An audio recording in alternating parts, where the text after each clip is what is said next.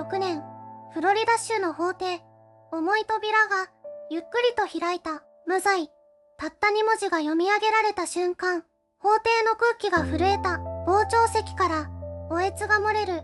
立ち上がる人々、互いに抱き合う家族たち。そして彼女はただ静かに目を閉じた。33年間、彼女はその言葉をずっと待ち続けていた。1993年に始まった悪夢、殺人罪という烙印を押され、人生の全てを奪われた女性。彼女は無実を訴え続けた。何度も、何度も、何度でも。しかし法院は耳を貸さなかった。再審請求は3度にわたって退けられた。証拠はある、訴えはある。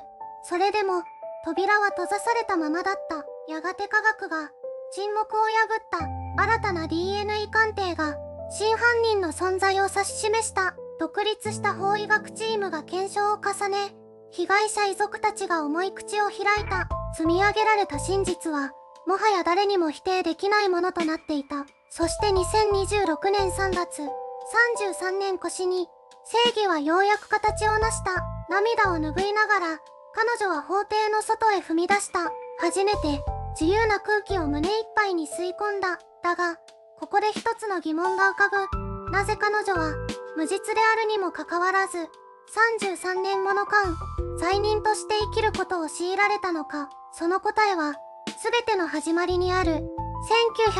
1993年、フロリダの夏、彼女の人生が、音もなく崩れ落ちた。あの平凡な日常へと遡る。1993年、フロリダ州、太陽が燃えるように照りつける、蒸し暑い夏の季節。その街に、一人の女性が静かに暮らしていた。彼女の名はキャシー・リン・トーマス。当時、32歳。朝は早く起き、コーヒーをいっぱい入れる。窓の外に広がるオレンジ色の空を眺めながら、今日一日の段取りを頭の中で組み立てる。それが、彼女の毎朝の習慣だった。仕事はスーパーマーケットのレジ係。決して華やかな職場ではない。それでも彼女は、客一人一人に笑顔で接した。同僚からの信頼も厚く、店長からは次期チーフとして名前が挙がっていた。家に帰れば、7歳になる娘が玄関で待っている。ママ、おかえり。その一言が、疲れた体をほぐしてくれた。夢は小さかった。しかし、確かに存在していた。娘が成長した時、二人でフロリダの海を旅すること、自分の小さな店を持つこと、ただ、穏やかに、家族と生きていくこと、それだけで十分だった。近所での評判も良かった。隣人が困れば真っ先に手を差し伸べ、地域の清掃活動にも毎週顔を出していた。誰も彼女を疑う理由などなかった。彼女の日常は、どこにでもある普通の暮らしだった。特別なことは何もない。ただ、静かで温かい毎日が続いていた。しかし、その穏やかな時間は長くは続かなかった。1993年8月のある夜、一本の電話が彼女の人生を永遠に変えてしまう出来事の引き金を引いた。1993年8月、フロリダ州の夏は息が詰まるほどの熱気に包まれていた。その夜、近所に住む一人の男性が自宅の裏庭で倒れているのを発見された。頭部に鈍器による複数の打撲痕。現場には血の痕跡が広がり、周囲には争った様子が残されていた。死因は、撲殺。それが、全ての始まりだった。警察が捜査を開始すると、すぐに一人の女性が浮かび上がった。被害者と面識があり、数週間前に口論になったという証言が出てきたのだ。近所の住民の一人が、あの二人の仲は良くなかった、と語った。それだけで、捜査の矛先は彼女へと向けられた。彼女の名は、シーラ・ブロコップ。当時30代、地域に根ざした、ごく普通の生活を送る女性だった。しかし、警察の目には違って映った。現場近くで彼女の車が目撃されていた。被害者との間に金銭トラブルがあったとも言われた。状況証拠が、次々と積み重なっていった。決定的だったのは、近隣住民の証言だった。事件当夜、彼女の自宅から大きな物音がした、という内容だった。この証言が、捜査の方向性を完全に固定してしまった。物証は乏しかった。DNA 鑑定の技術も、当時はまだ発展途上だった。それでも、検察は起訴に踏み切った。状況証拠と証言だけで構成された事件。それが、一人の女性の33年間を奪うことになる裁判の出発点だった。真実を証明する手段は、彼女には何もなかった。弁護士も、証拠の貧しさを訴えたが、法廷の空気は最初から決まっていた。彼女が、無実だ、と叫び続けた声は、誰にも届かなかった。そして、法廷の扉が閉じられようとしていた。1993年、フロリダ州の小さな法廷に、一人の女性が連れてこられた。手には手錠。表情には、恐怖と混乱が入り混じっていた。彼女の名は、シンシア・アンダーソン。当時、まだ30代の半ばだった。検察が用意した証拠は、驚くほど薄いものだった。現場に残された不明確な足跡、複数の証人による食い違いだらけの証言、そして動機として挙げられた些細な金銭トラブル、それだけだった。直接的な物的証拠は何一つ存在しなかった。凶器も血痕も彼女とを結びつけるものは何もなかった。しかし、検察は自信満々に語った。この女性が犯人だ。と、弁護側は必死に反論した。証拠の不足を訴え、証言の矛盾を指摘した。だが、法廷の空気は最初から決まっていた。陪審員たちの目は冷たかった。彼女の言葉に耳を傾ける者はほとんどいなかった。私はやっていない。彼女が何度そう叫んでも、声は虚しく法廷に消えていった。審理はわずか数日で終わった。評決が読み上げられた瞬間、彼女は崩れ落ちた。有罪。第一級殺人罪。求刑は終身刑に近い長期刑だった。33年という歳月が、その瞬間から始まろうとしていた。裁判の過程で明らかになったのは、当時の捜査がいかにずさんだったかということだ。DNA 鑑定技術はまだ未発達で、現場の証拠は適切に保管されていなかった。にもかかわらず、捜査官たちは早期解決を急いだ。標的は、最初から彼女に絞られていた。そして、法廷の扉が閉じられた。彼女の自由とともに、これからの33年間、彼女は鉄格子の向こうで、無実を叫び続けることになる。法廷の扉が閉じられた日から、彼女の時間は止まった。フロリダ州の女子刑務所。コンクリートの壁に囲まれた、冷たい空間。朝が来ても、昼が来ても、夜が来ても、景色は変わらない。鉄格子の向こうに広がるのは、自由とは程遠い灰色の世界だった。彼女は繰り返し自分に問いかけた。なぜ、自分がここにいるのか。なぜ、誰も信じてくれないのか。最初の数年は、怒りだった。理不尽さへの怒り、捜査官への怒り、そして、自分を守れなかった無力感への怒り。やがて怒りは、静かな絶望へと変わっていった。弁護士に手紙を書いた。返事は来なかった。再審請求を試みた。却下された。もう一度試みた。また却下された。何度訴えても、壁は崩れなかった。その度に彼女は、床に倒れ込むような感覚を覚えたという。しかし、それでも彼女は立ち上がった。なぜか、それは、外にいる家族の存在だった。面会日に会いに来る母の顔。手紙の最後に必ず書かれていた一言。あなたは無実だと信じている。その言葉だけが、彼女をつなぎ止めた。10年が過ぎた。20年が過ぎた。それでも彼女は、自分の無実を叫び続けた。声が届かなくても、耳を傾ける者がいなくても、諦めることだけは、しなかった。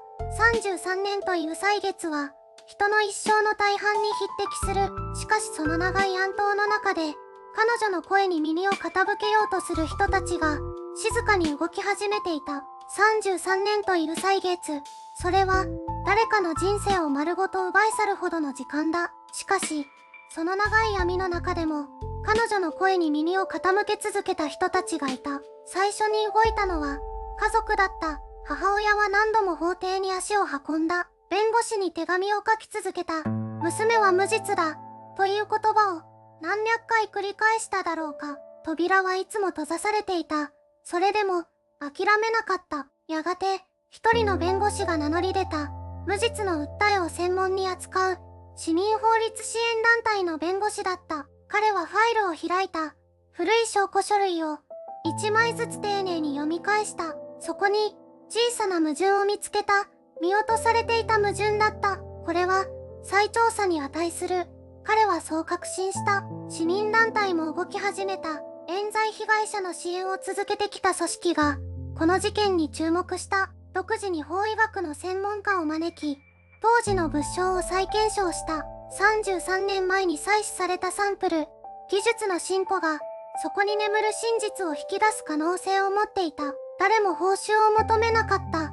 誰も名声を求めなかった。ただ、一人の無実の女性が正しく裁かれるべきだという静かな信念だけが彼らを動かしていた。面会室での彼女の表情が変わり始めたのはその頃だった。